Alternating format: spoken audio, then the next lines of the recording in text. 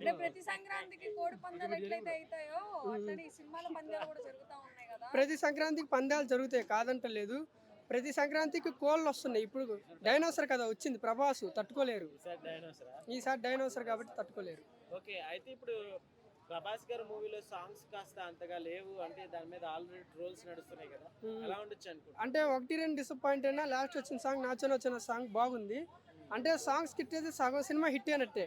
కానీ songs hit కాకుండా movie hit అయిన మూవీస్ కూడా ఉన్నాయి. అంటే హీరో క్రేజ్ని బట్టి మేము సాంగ్సా హీరోయిన్సా ఇవన్నీ చూడట్లేదు, మేము హీరోని చూసే వెళ్తాం. ప్రభాస్ గారి కోసం ప్రభాస్ గారిని చూసే పోతున్నాం. దీంతో చిరంజీవి గారి మూవీ కూడా వస్తుంది కదా, సో ఎలా ఉండబోతుంది? అంటే క్రాష్ అవుతాయి అంటారా రెండింటి? అంటే మూవీ చిరంజీవి గారిది కూడా బాగుంటుంది, ఎందుకంటే అటు సైడ్ అనిల్ రావుపూరి కాబట్టి మంచి హిట్ అవుతుంది అని అనుకుంటున్నా. కాకపోతే ప్రభాస్ గారి మూవీ వల్ల కొంచెం ఇంపాక్ట్ పడిద్దేమో అని అనుకుంటున్నా. ఎందుకంటే ఆయన పాన్ ఇండియా హీరో, డైనోసర్ కాబట్టి కొంచెం తట్టుకోలేరు అని అనుకుంటున్నాను. వీటితోటి రవితేజ గారి మూవీ అసలు ఏమైనా బ్యాలెన్స్ ఉంటుందంటారా? శర్వానంద్ గారు ఇవన్నీ ఉన్నాయి. ఇప్పుడు చిన్న మూవీ పెద్ద మూవీ అని కాదు, అన్ని కంటెంట్ మీద నడుస్తాయి.